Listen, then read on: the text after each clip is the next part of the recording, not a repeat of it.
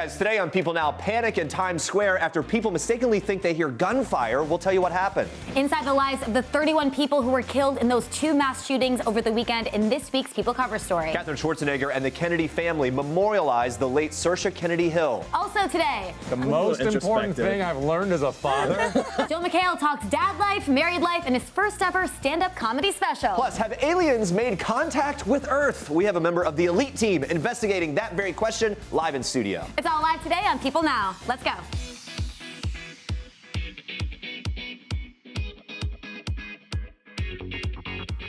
Hey, happy Wednesday, everyone. Welcome to People Now. We are halfway done with the week. It's moving along quickly. It is. Feeling good. She's laughing because earlier we kept singing halfway there. We did. Whoa. No, we're not going to do it. Here's a fun story that's going to help you get through the rest of the week. Maybe you'll think it's fun. We're all about it. People on Twitter have begun to point out similarities between Heidi Klum's husband and Jason Momoa. I don't know, the beard and the hair, I think, is kind of it, right? I kind of see it. I don't know. Either way, we want to know, do you think that Tom Kaulitz and Aquaman are long-lost twins? Vote in our People poll or tweet us your answer with the hashtag #PeopleNow. We're going to check in on those results in just a bit and take a closer look at Heidi and Tom's second wedding. But for now, here's what you need to know and what's trending today. We begin on a very different note with panic erupting in Times Square Tuesday night. A stampede started when people mistook a motorcycle backfire as gunfire. We have video of that scary moment. Take a look.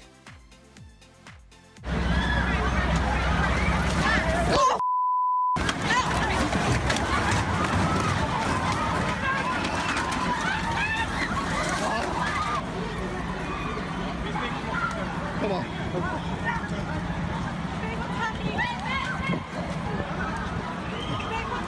I don't know. Don't worry about it. You know what? You're here,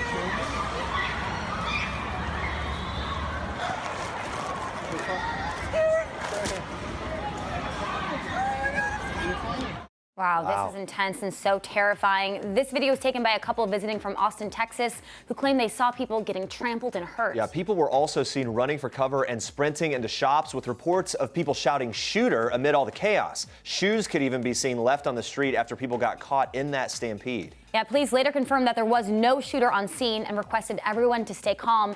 Police told CNN they received numerous 911 calls during the panic. According to the outlet, some pedestrians were injured, but none of the injuries are life-threatening, which is good to hear. That is so scary. And, you know, we're in New York. Being in Times Square, any moment, this type of thing could happen. I mean, you can imagine how that panic quickly spreads. With everything going on in the world and all the mass shootings happening, it's not that surprising that people would think those were gunshots and freak out. You see people running, you're going to start running as well. Glad no one was seriously hurt in that. Let's move on to this. In this week's People Cover story, we're taking a closer look inside the twin tragedies that shook America to its core this weekend. We're learning more about the lives of the 31 people who were killed in two mass shootings in El Paso, Texas and Dayton, Ohio. Now, along with the cover story, People has released its updated call to action. We're including the phone numbers of all 533 voting members of the U.S. House and Senate, so you can call your representative to express your views on what can be done to stop gun violence.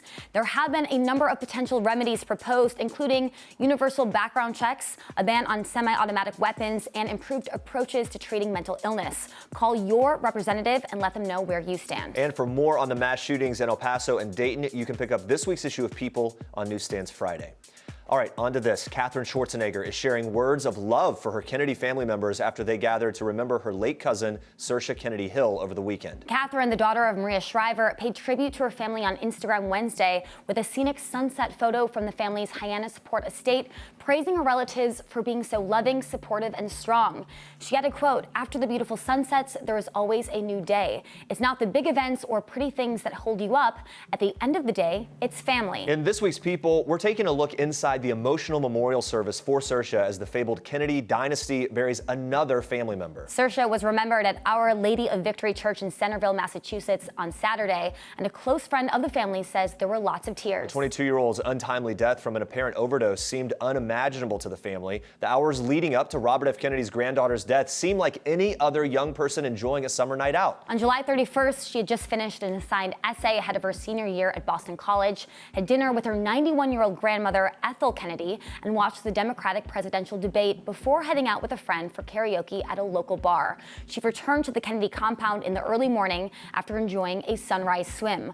A close family friend says nobody went to wake her because they knew she got in at 6 a.m. and when they finally went upstairs, she was dead. Well, 4 days later, she would be eulogized by family, and we'll have more on Saoirse Kennedy Hill's untimely death and her memorial later on in the show. All right, guys, different note here. They say don't meet your idols, but what about performing with them? Watch this.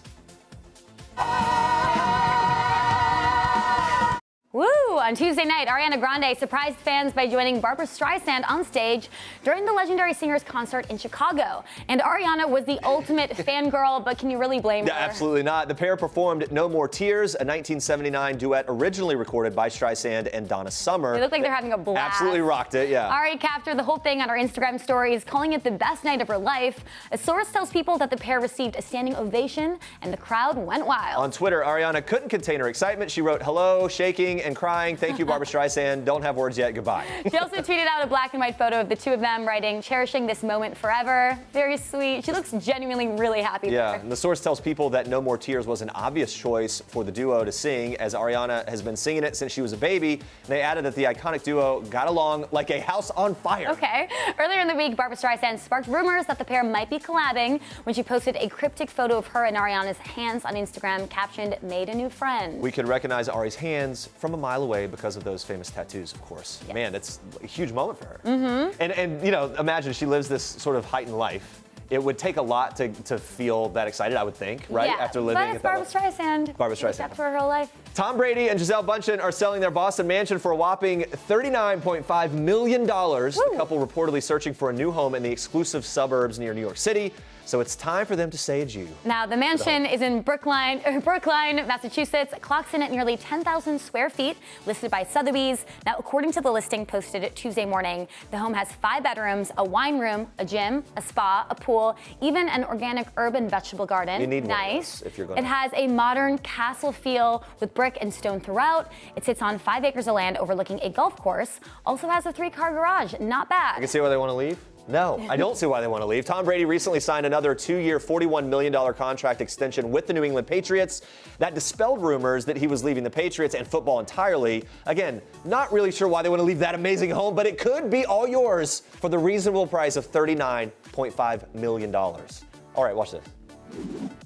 I used to have the perfect life. Ma vie était parfaite. And then it was completely upended when my husband had an affair. Et elle a été complètement bouleversée quand mon mari a eu une histoire. He cheated on me. Il m'a trompée. That's a bad thing. C'est une mauvaise chose. Who here has ever been attacked in public by their husband's secretary? Est-ce que quelqu'un ici a déjà été attaqué par la secrétaire de son mari? Oh, right. It's France. In season 2 of The Marvelous Mrs. Maisel, our favorite female stand-up comedian jetted off to Paris, and now we know that in season 3 she will be taking a trip to Miami. So in this week's issue of People, we have an exclusive first look from the new season. We can see Rachel Brosnahan, who plays Mrs. Maisel, lounging around with her manager Susie, played by Alex Borstein. Now, People has learned that in season 3, Midge will be seen performing at Miami's famous Fontainebleau Hotel. Production redesigned the hotel to reflect the show's retro setting. I love how they transform the sets, kind of feel like you're in the 50s, early 60s. Kind of take you into the era. I would know, because I was in season 1. Speaking of going back in time, let's take a look at another pic that we have from a previous season. Look at that over to the right. Show that. Is that Andrea Boehlke? Okay, I did not know you were going to show that, and I'm super embarrassed. Super embarrassed? You look great. No, I'm embarrassed that I mentioned that I was on the show, not knowing you were going to pull up that photo. Anyway, okay, whatever. I hate you guys. Amazon has not announced the release date for season 3 yet. Some outlets are expecting it as early as November or December of this year. We'll keep you posted. Do we have it? Can we bring it up one more time? No? Do we have it real quick? No? You do? Here it is. Look at that. Right above you there. Like, I would know as a cast member of Maisel, the award-winning. They transform the sets. Okay. Really changed. That moment changed the course of the series, and I'll never forget it. All right, after receiving support from celebs like Rihanna and Kim Kardashian West, 31-year-old Cyntoia Brown was released from prison on Wednesday. This comes 15 years after Brown was jailed for killing a man who she was hired to have sex with when she was a 16-year-old trafficking victim. That's according to the Tennessee Department of Corrections. Brown had been serving a life sentence, but it was commuted earlier this year by Tennessee's former governor, Bill Haslam. Now, Brown's case garnered national attention and support from celebs like Kim Kardashian West and Rihanna, who used their social media platforms to call for her release. Kim even reached out to her own legal team to see if there was anything that could be done. At the time, Kim tweeted this: "The system has failed. It's heartbreaking to see a young girl sex trafficked, then when she has the courage to fight back, is jailed for life. We have to do better and do what's right. I've called my attorneys yesterday to see what can be done to fix this. Hashtag free Cyntoia Brown."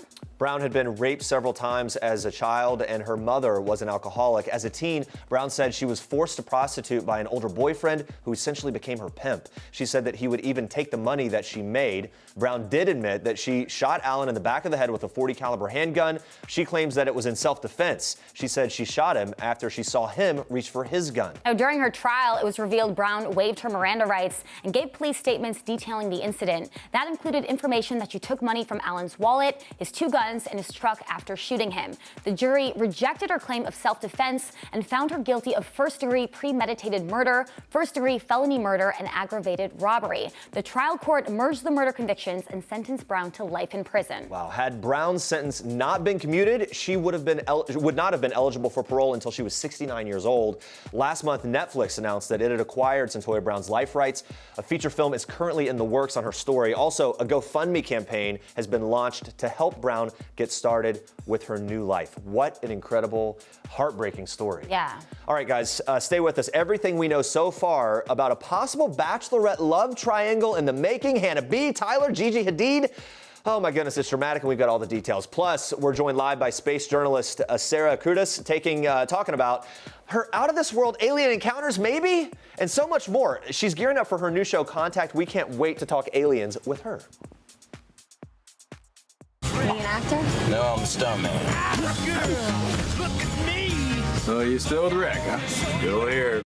Brad Pitt is back and proving why he's still one of Hollywood's biggest stars. After a 2-year break from films, the actor is earning rave reviews for his role in Quentin Tarantino's Once Upon a Time in Hollywood. He plays a tough, loyal stuntman, already getting some Oscar buzz for the role. Yeah, source tells People that since his 2016 split from Angelina Jolie, Brad has, quote, worked very hard on himself to be a better, healthier person and to be the best dad possible. And that source adds, these were always his priorities. That his career is going well is a happy bonus, and he is thrilled about it. Great for him. Now, his positive lifestyle changes also include focusing on his diet and workout regimen. The results are on full display in a shirtless Once Upon a Time scene.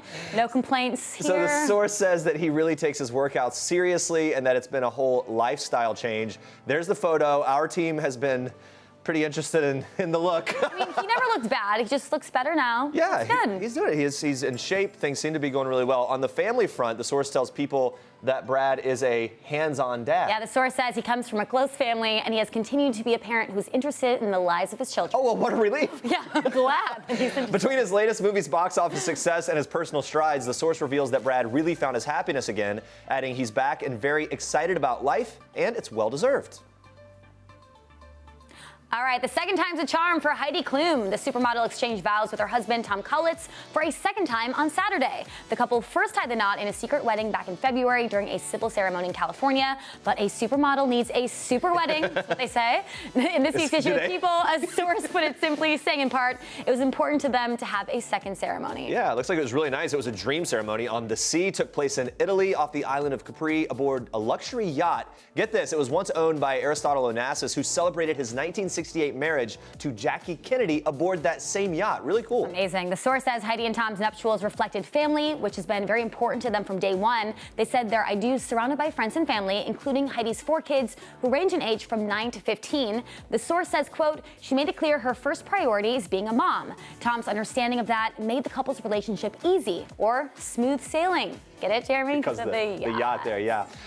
Getting along with the kids, no problem for Tom, who now considers himself an extra dad in addition to their father, musician Seal. Now, Tom made a huge effort to get to know them, even asked them for their blessing before popping the question to their mom on Christmas Eve. Really great idea. Love that he included them in that way. And the source says that Tom's very mature and acts beyond his age. At the same time, the source says that he has endless energy, and he's very playful. He plays sports with Heidi's boys and is involved in activities that the girls enjoy. Heidi loves his energy and take on life and feels grateful that she met Tom. And they just seem so happy together. And just think, 3 years ago, Heidi had sworn off marriage. She told people back then that she loves being in love, but doesn't think she would walk down the aisle for a third time. Now it's almost like she's been married a fourth time. The newlyweds are currently enjoying some relaxation before settling back into their lives as a new family.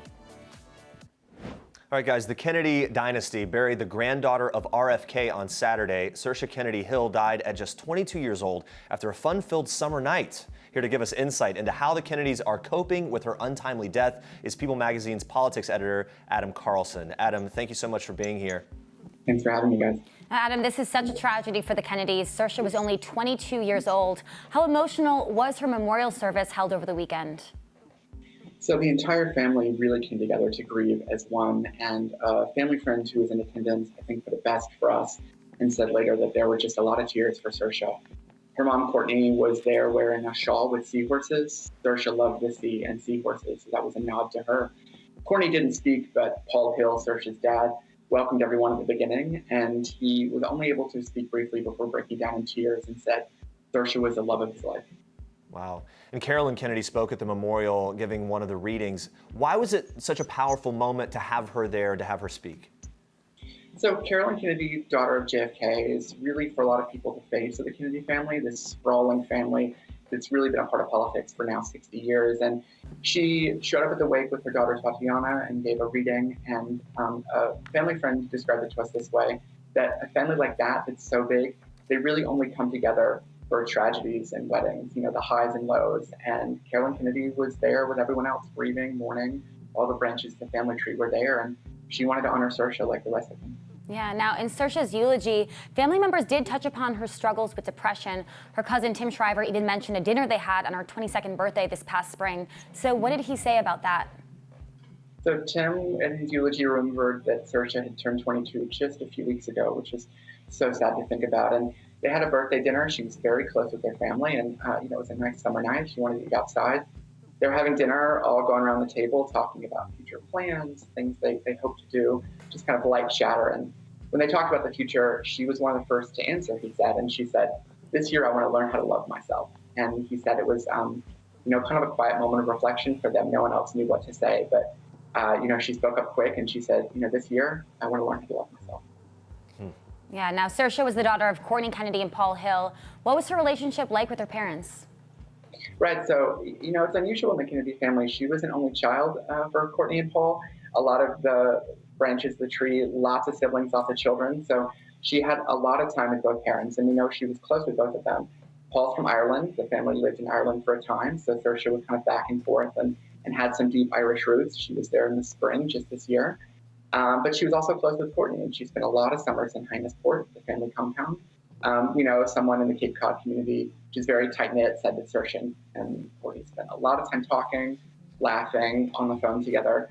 And I think her relationship with her dad, Paul, is really evident in Paul's devastation at the funeral service on Monday.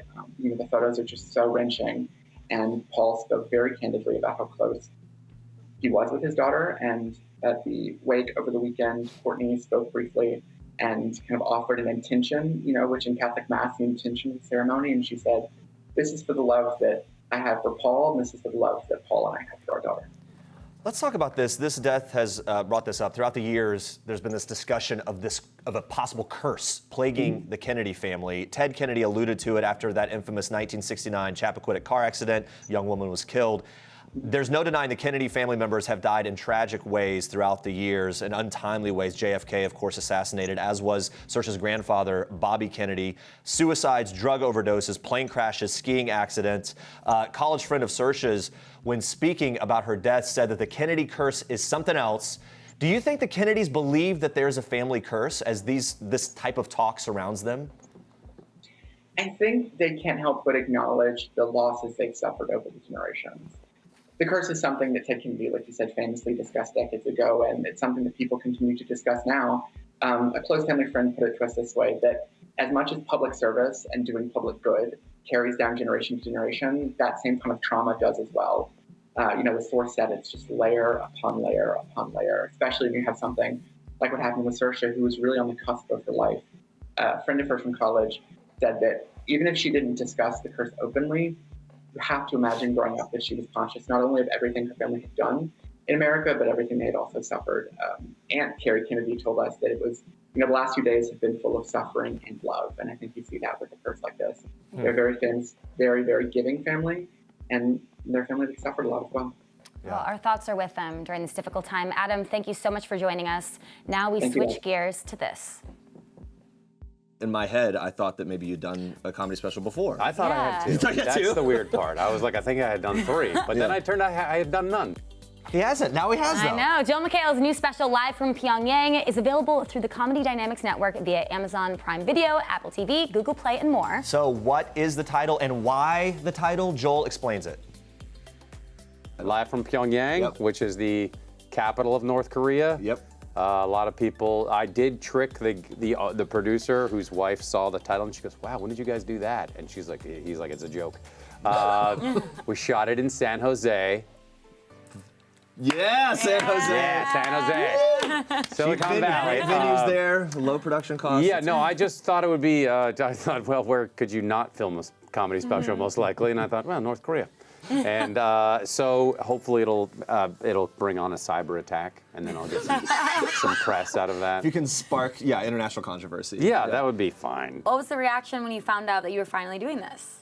My reaction, well, it was, I have to prepare for this. You get excited for it, but then you kind of go, oh, it's like planning a wedding, where you go, oh, I can't wait to get married, but all this other crap has to happen in between.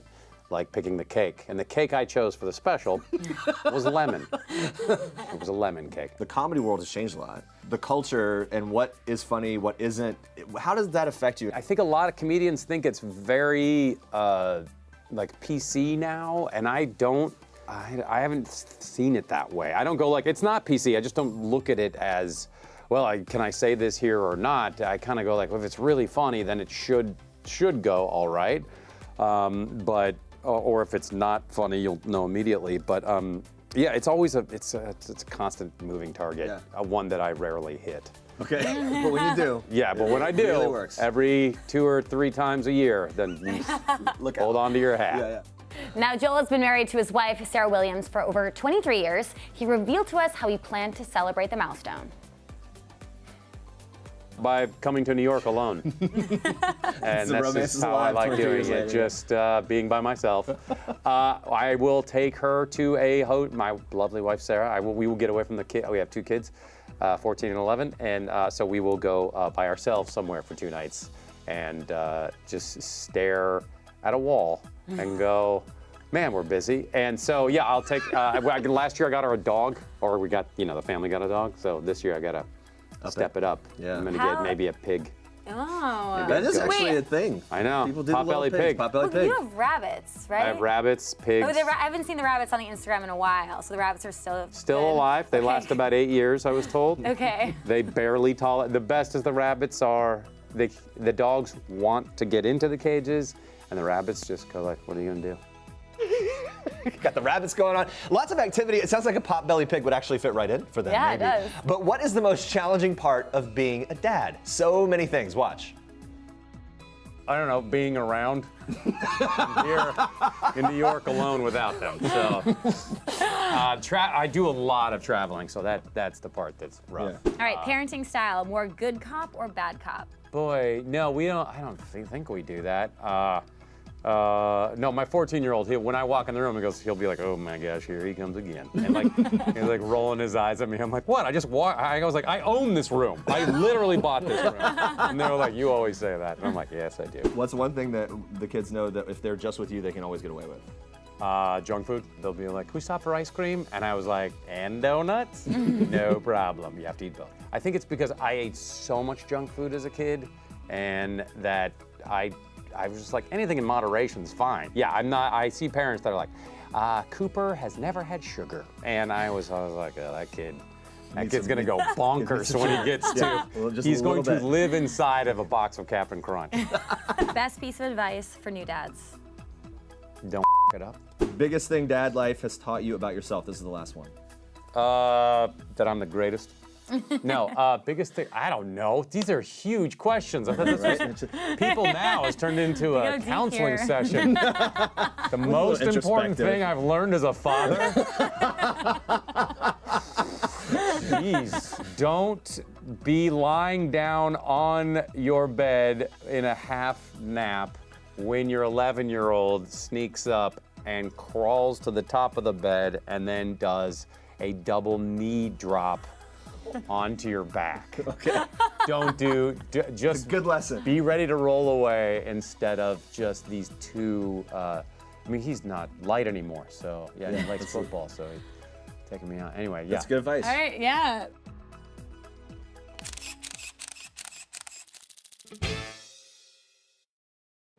A UFO sighting in Chile? Unidentified flying object. Flying saucer. The Air Force has recently made public an archive of UFO reports and investigations. We're going to use big data technology to find the truth.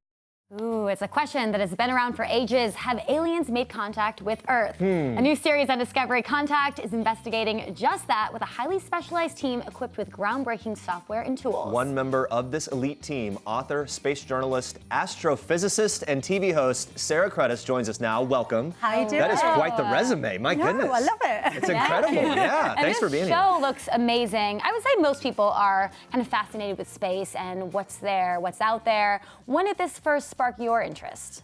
Do you know, that's a great question, and my answer to that is always like, I can't remember a time when I haven't been interested in space. I think all of us are curious. My first memory is of looking up at the moon, and all of us would at some point have looked out and wondered, even if it's just for a second, even if you're in New York and there's lots of light pollution, you've still at one point been curious about what's out there. And it's one of the most fundamental questions of all time. We are this one average planet in this one solar system, which is one of many billions of solar systems we know exist.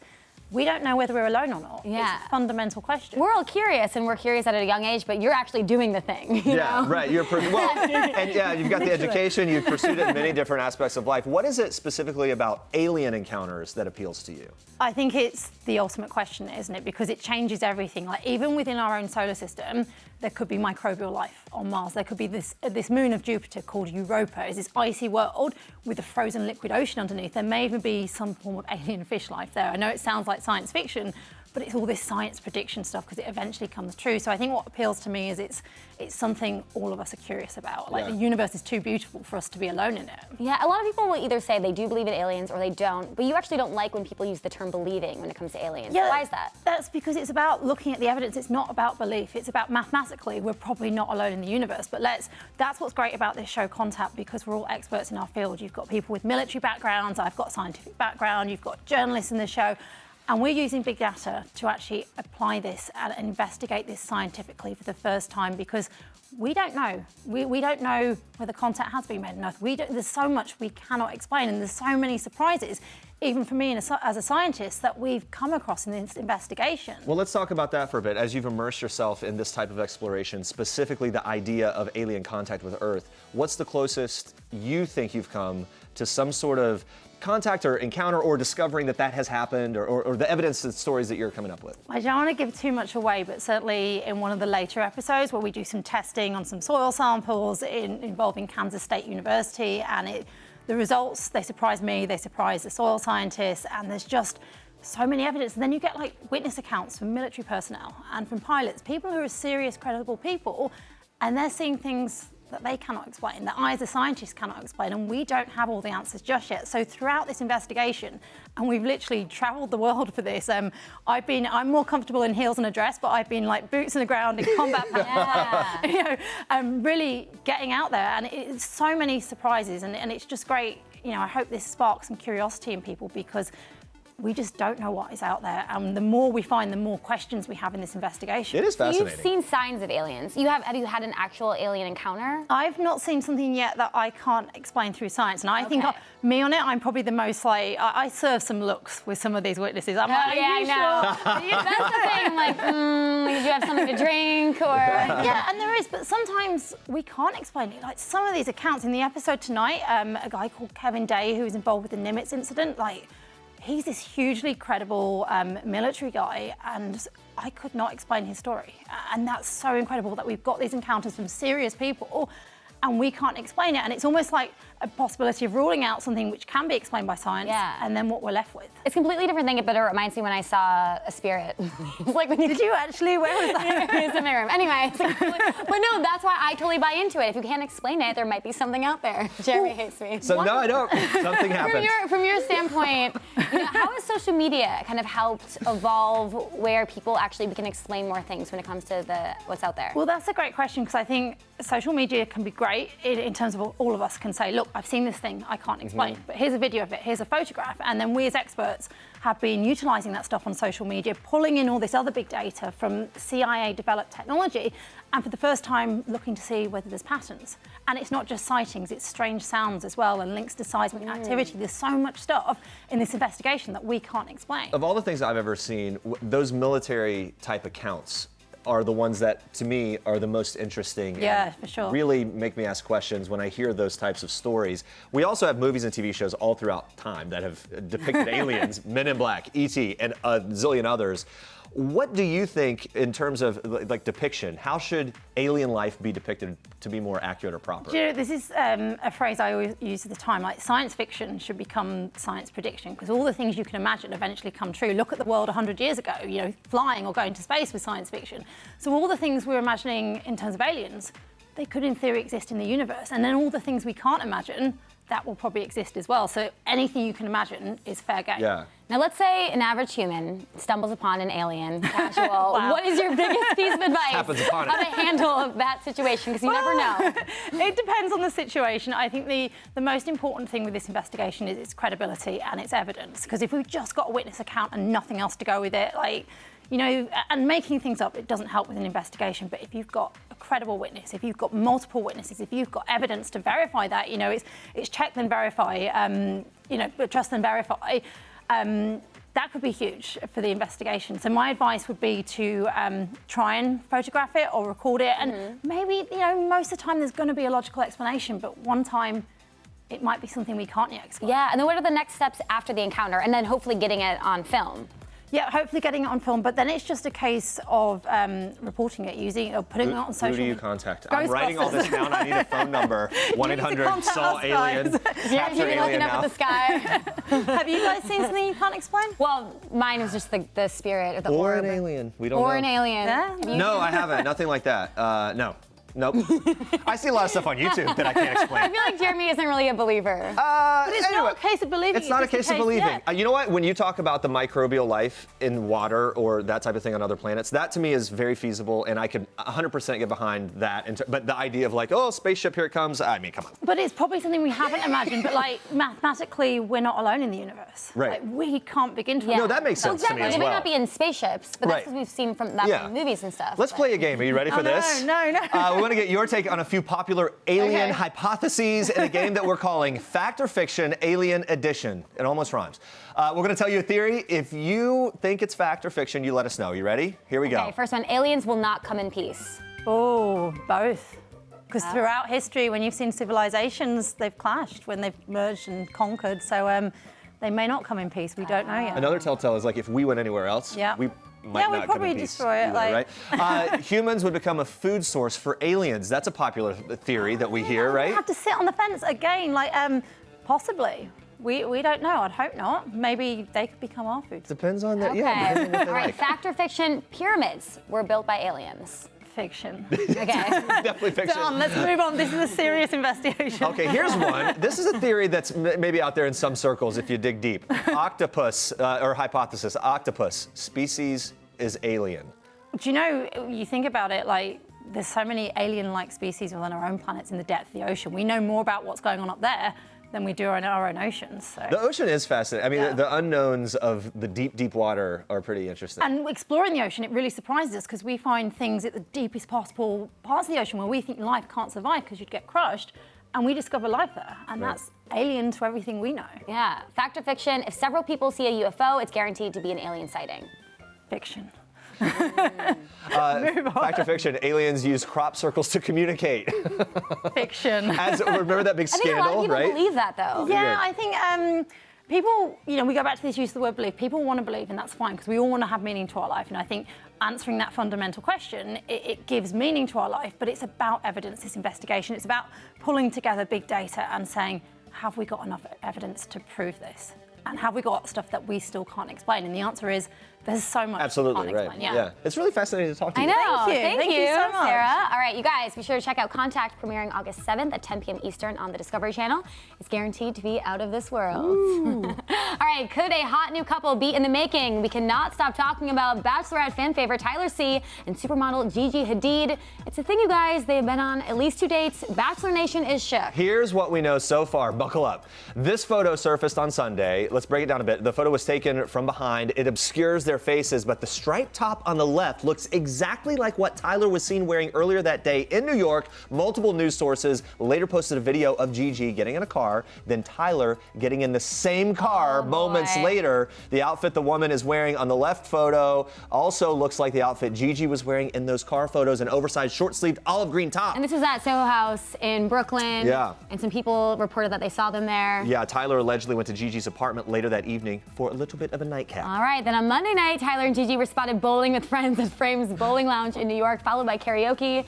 That's right in Hell's Kitchen, which is funny. I've been there. Can you imagine you're at a bowling alley and all of a sudden, roll in. Okay. Now, he was seen leaving Gigi's NoHo apartment early Tuesday morning. Now, sources confirm that these dates are definitely real. Both Tyler and Gigi are being coy. Now, reps for both Gigi and Tyler did not respond to People's request for comment. These dates come just days after Bachelorette Hannah B and Tyler went out for drinks, and he was seen leaving her home early in the morning. Side note here, Tyler missed a court appearance in Palm Beach, Florida on Tuesday morning, one day after he was seen out on his bowling date with Gigi Hadid in New York City. Here's the story with that whole court thing. In late May, Tyler crashed into the back of a stopped pickup, which then collided with a third car. That is all according to a Jupiter Police Department crash report obtained by the South Florida Sun-Sentinel. An estimated $19,000 in damages to all 3 vehicles was racked up. Tyler, who told police that he had sustained a bump on his forehead, claimed that he wasn't able to stop while he was braking abruptly. Tyler was found at fault. He was given a $166 careless driving ticket for the accident. The Palm Beach County record showed that he didn't pay it within the 30-day window. His license was then suspended on June 20th. He was a no-show at the Palm Beach County Courthouse. According to public court records, he was scheduled to appear to address a careless driving citation. He was issued in May. You got all that? Tyler will have to pay $322 in tickets, fines, and fees, as well as participate in a mandatory 8-hour driving school course, all of which must be completed by November 4th. That's Tyler's recap of the whole court Well, he's a little incident. busy right now bowling with Gigi. So just to recap, though, after Hannah announced that she and Jed Wyatt broke up amid his cheating scandal, Hannah asked runner-up Tyler out for drinks live. I just thought maybe we could go for a drink and just hang out. I would love to. Just tell me when. I'm there. So we remember this. Bachelor Nation was clearly thrilled for this. Now, the date seemed to have gone well, but now with Gigi Hadid in the mix, where does that leave Hannah and Tyler? Well, according to a source, Hannah revealed she's not thrilled about Tyler and Gigi's dates. The source adds it's not that she doesn't think he's allowed to date other people, but it's embarrassing. I can see that because they just hung out a few days ago, and all of a sudden he's on to Gigi. I appreciate that, but I mean, He's a the single show's man. over. He's a single man. Good for him. Yeah, well, Hannah talked to people on Monday about her date with Tyler, saying they had a great time, were able to talk everything out. But Hannah also admitted that she has no expectations when it comes to a relationship with him, adding that she's keeping her options open. She also clarified, quote, dating is too strong of a word, reiterating that she is a single woman and still focusing on her future, which I think is great. She just went through this show. It was kind of traumatic, so just be single, enjoy your time. So we have Hannah's reaction on Tyler and Gigi, but what does Gigi's ex, Zayn Malik, think? Well, although he hasn't responded to Gigi's potential new beau, he happened to put his $10 million Soho penthouse, which is very close to Gigi's NoHo apartment, on the market this week. He purchased the penthouse in early 2018. Zayn and Gigi split in January of this year, so it seems like he may not need a reason to live close to her anymore. I don't know. Coincidence? You think he saw Did Tyler the rumors? That's it. I'm selling the I think think that was a coincidence, but... Probably a coincidence. Nonetheless, made the story. We're taking a look at our People poll, guys. Some Twitter users seem to think that Heidi Klum's husband, Tom Kaulitz, and Jason Momoa are the long-lost celeb twins that we've all been waiting for. We've been asking if you agree with this. I see it with the hair. The hair and the beard, that's it, right? No, I don't see it. All right. Our followers are like, no, you guys are a little delusional. But 15% are there for it. Okay.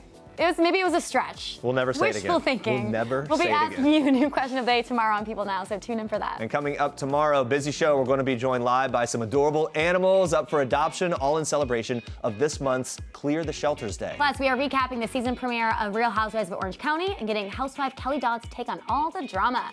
Thanks for watching. For now, we leave you with one last thing from Diane Guerrero. Bye. Bye, guys.